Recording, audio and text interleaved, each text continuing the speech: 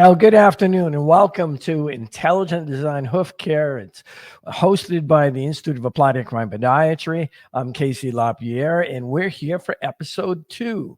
So if you had tuned in last week, we talked quite a bit about the 2 foundations of the horse's foot. Well, what I want to do is continue on explaining why it's so important to acknowledge that we actually have 2 foundations to our horse's hoof and not simply one foundation, which is what a lot of practitioners practice to, or actually they follow one foundation in that they recognize the coffin bone but don't recognize the function of the caudal or the back foundations, the foundations for your heels and for your bars and for partially for your quarters. They don't recognize the ungular cartilages or what we call a meniscus. So let me just do a little quick review and show you the dorsal foundation. Okay, so a little video clip on the dorsal foundation. So what we see here are let me just pause this. So we can see here are the coffin bone, the navicular bone, and the short pastern and the long pastern. Now, this is what most of our farriers and trimmers and veterinarians are working to. They're working to balancing the hoof to this bone, to this bone column. They're balancing the hoof pastern axis and the coffin bone and the dorsal or the front of the coffin bone to that of the hoof. So that is what most of the work is being done today, is for that balance of hoof to bone. Okay, and in the first episode we talked about having 2 foundations, and we find it very important that we balance hoof to the internal foot, the internal arch apparatus. And then I'm going to put up a illustration of the caudal foundations. All right, so let's just do that. Okay, so what we're looking at here are the foundations for the back half of your foot, your heels and your bars, and they serve a very important function. In the first episode, I had talked about, or I had asked the question, why is the frog a triangle? And the title of this episode is The Great Divide. Well, in the horse's foot, the frog actually creates a triangle which divides our heels so that we can have function of a very important structure that really very few people are aware of. And we call that the frog stay. Let's just take a look at this. All right, so we have what's called the frog stay, which is actually where the frog stays. All right, so the frog is a triangle for no other reason than that it supports the conformation and the function of our caudal foundation, or our foundations to the back half of the foot. Because of this foundation, the meniscus, 2 individual cartilages that have a very distinct conformation and property to their tissue. Cartilage has an extreme high elastic potential. Okay, when we talk about elastic potential, we're not talking about flexibility or elasticity. We're talking about the potential it has to resist distortion, always wanting to return to its original shape. And as we progress in each episode, I'm going to explain to you why each structure working in concert with another takes on a particular conformation, or why it has a particular property to its tissue. Because how we define the function of a structure is essentially understanding its conformation or its shape and the property of its tissue. We can then define its function. On this slide, let's just take a look at what I'm talking about here. We were once blind to the design. We really were. Okay, so if we look back on history, one of our first anatomists was probably somebody returning home from a battle or returning home from war, and they're walking along the a path, and they find a carcass on the side of the road or blocking the road, and they grab hold of the limb to move this horse out of the road, and the hoof capsule comes off in their hands. I know that's not the most pleasant thing to think about, but that's probably a first anatomist. Now, as we think along those lines, as it deteriorated, okay, soft tissue would deteriorate first. Okay, cartilage would shrivel up, and the hoof would start to shrink. So we'd start to see deterioration in soft tissue and leaving just the bone. And it's probably how they decided that they could use horseshoe nails. Okay, they saw that the hoof was hard, or we had horn, and we saw a division between the horn and the bone. And as long as we kept the nails from entering the bone or entering into that tissue that surrounds the bone, we could safely use horseshoe nails. Okay, well, at that time, uh, our purpose of shoeing a horse was for protection, so that we could do what we had to do. There was no need to recognize the function of the ungular cartilages. If we could simply protect the foot, the horse would continue to work on. But now, as we have advances in technology, and we understand through imaging and through dissection, and we understand through histology what the function of various tissues are, we can start to look at this intelligent design and understand why we have the frog as a triangle, or the V in the sole, to be more specific. Because if you look at this illustration that I have up on the screen right now, you will start to recognize what I've done is I've actually traced the bones in the horse's foot. Okay, so I've traced out the coffin bone and the navicular bone, and how it lies within the hoof capsule.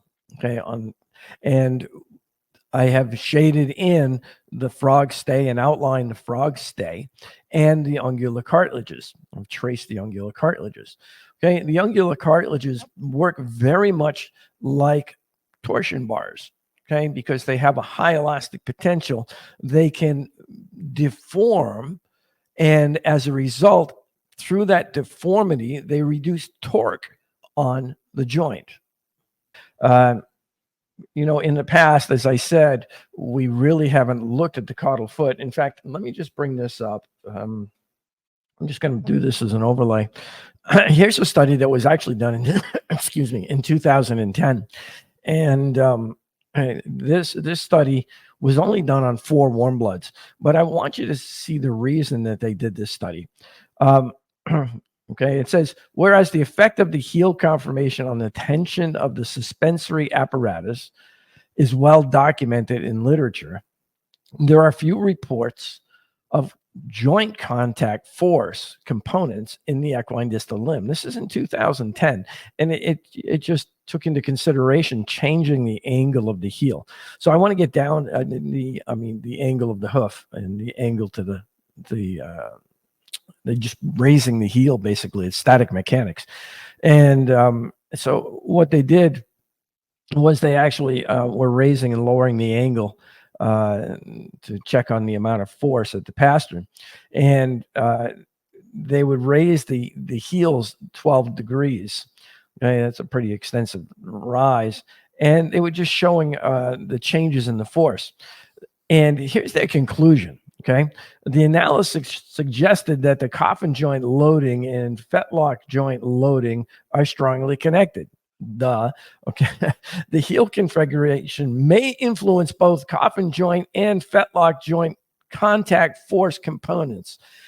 I mean, for real here. I mean, it's just so it boggles the mind that these are the kind of studies that are being done based again on static mechanics, not taking into consideration the true design here. We have ungular cartilage of the caudal foot. Why is it they're not taking into consideration the foundation? Simply because we've been shoeing horses for hundreds of years, and with a rigid shoe, the function of the caudal foot and the frog stay are just non-existent. Okay, so let me just show you a little video that will show you the function of the frog stay.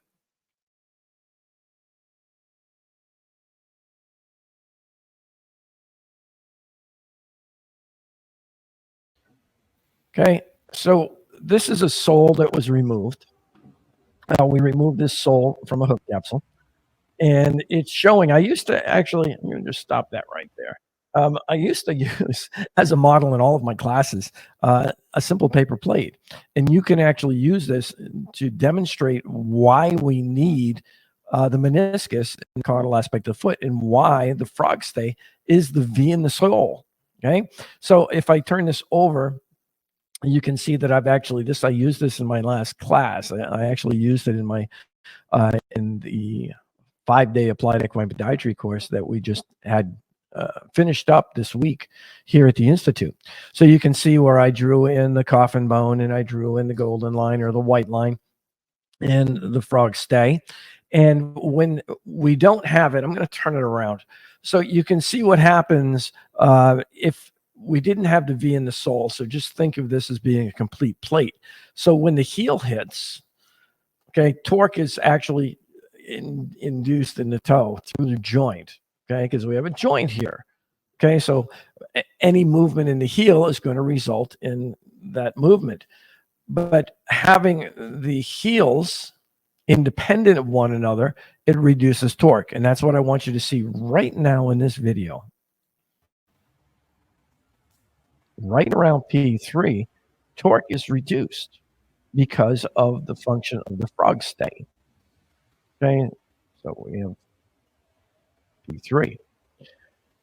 So it's the design. It's intelligent design. It's actually perfect by design. Okay, take that off.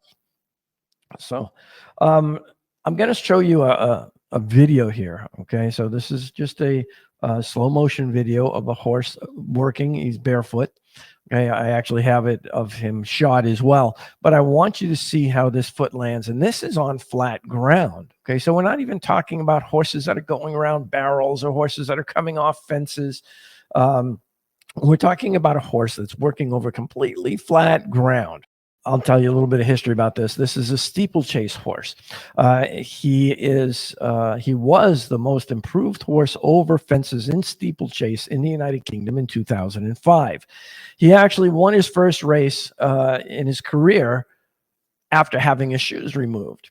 Okay, so he didn't do very well as a shod horse, but when he went barefoot with him in 2005, he was reconditioned and did the transition from shod to barefoot. And he competed. He was actually one of the very first horses to compete under professional rule in the United Kingdom barefoot. And he won his first time out.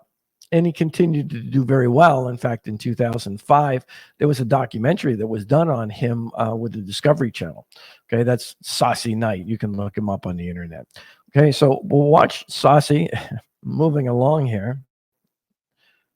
Okay, and I want you to note how it lands to the lateral heel.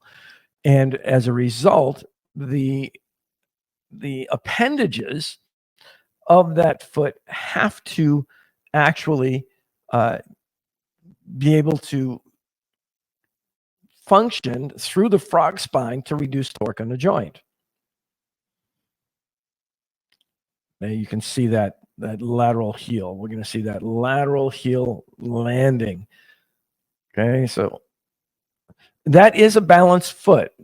The faster a horse moves, the more we're going to see exaggeration to the lateral heel. Okay, so at the trot, these horses would probably be landing by eye completely flat. Okay, it's when we slow it down that we can see how the foot actually lands. Okay, all right, so I thought that was a pretty good video to show that and to kind of put the pieces together, why we have to have these appendages. So it reduces torque on this joint. Let me bring up, I think this one shows a little better. So this is actually what we call our transverse axis, or where the foot will actually rotate around. And in order to protect the navicular bone, which you see outlined on there, P3 and navicular bone, we need to have movement through those ungular cartilages. The ungular cartilages reduce the torque on the joint, reduce torque on ligaments. Therefore, their conformation Okay, so their conformation is extremely important. Okay, in the first episode, I showed you the conformation of healthy caudal foundations, or foundations to the back of the foot. And as we progress in our episodes, each time that we do an episode, we're building this foot from the inside out, trying to develop an understanding of this perfect design, of this intelligent design, okay, and how each one of these structures work in concert with partnering structures, okay, and why balance is so critical, okay. So in our next episode, we're actually, let me just go here, okay. In our next episode, we're actually going to be talking about the frog spine, okay, which helps us to define what the actual function of the frog is. Remember episode 1, I asked that question, why is the frog a triangle? Well, it's a triangle because we have a frog stay, and the function of the frog stay is to work in concert with the conformation of the caudal foundations, the back foundations, the ungular cartilages, or the meniscus to reduce torque on the coffin joint. We don't want to get too technical on this. Okay, so this illustration shows how that frog spine allows for the movement or the forces to be directed through the ungular cartilages and acting like torsion bars, reduce the torque on the joint. That's what a torsion bar does. Okay, we have it in our trailers. We talked about it in the first episode. We have torsion bars which allow for force to be induced into the bar, and it wants to return to its original shape. Okay, so in our next episode, we're actually going to be talking about the frog spine. Okay, it gives us an indication as to what the true function of the frog is. Okay, we've been taught that it's a pump or for traction. Okay, but in reality is, if we understand the true conformation of the frog, not simply the conformation of the frog on the ground, but the conformation internally, or what we call proximal conformation, proximal, closest to the attachment of the limb, or up. Okay, we can we'll have a better idea as to what the function of the frog truly is. And in discussing that, we're also going to start talking about our digital cushion. So just a quick review, okay, we were talking about the function of the frog stay, which is actually the V in the sole.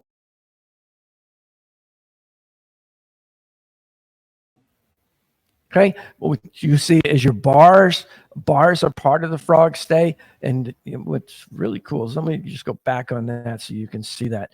I want you to look at the pigment here, because the actual bars of your frog stay, okay, there's a lot of talk about the bars, okay, and trimming the bars and balancing the bars. Well, when we trim, excuse me, when we trim the bars or balance the bars, we're actually balancing the frog stay. So, excuse me, one second. Okay, I apologize if I take a little break here from the video because I have a little drink of water. I've been lecturing for 5 days at our 5-day applied equine podiatry course.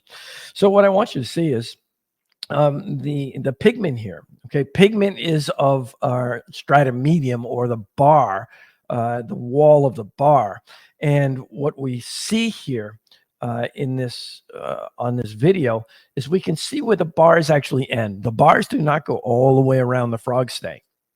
And you go up to the widest part of the foot, or where the impart ligament attaches the navicular bone to the coffin bone. Okay, so that's the bars are only one component of the frog stay. All right, the frog stay actually has a foundation of bone in the front. Okay, we can see it here where there's non-pigmented. That is actually the sole, and the foundation for the apex of the frog stay is actually the coffin bone. Okay, as we progress back, or caudal, we get to the impart ligament, or our transverse axis, which we balance around. From there back, the foundation for the frog stay is ungular cartilage, okay, the meniscus. Okay, so let's just take a look and see how that reduces the torque on our coffin bone. And this is, I know it's a pretty simple clip, but watch where I trace with my finger. That's P3. And as a result, movement of the frog stay reduces torque on the coffin bone and the coffin joint. As I said, this is just an amazing design. It's actually perfect by design. Okay. So we need to respect that design. Okay. So throughout this series, what I'm going to be using relatively healthy feet, because too many podcasts and too many things on Facebook and social media are showing what the worst. They're showing what isn't correct. They're showing you, okay, we're going to fix this. We're going to fix these underrun heels. We're going to fix this. Look at how this has been fixed. Okay. And a lot of times it's just static mechanics. In reality is, if we understand what is healthy, we can then develop an understanding of how it needs to be treated, how we need to provide correct stimulus in order to return health, how we need to stabilize. And that's what this podcast is all about. We're going to teach you what is that intelligent design, what is healthy. And once we have that all under our belt, we call that linear thought or linear knowledge or vertical knowledge, good base of understanding. Then we will go from there and we will recommend on some cases in future episodes. But until then, I hope that you're learning.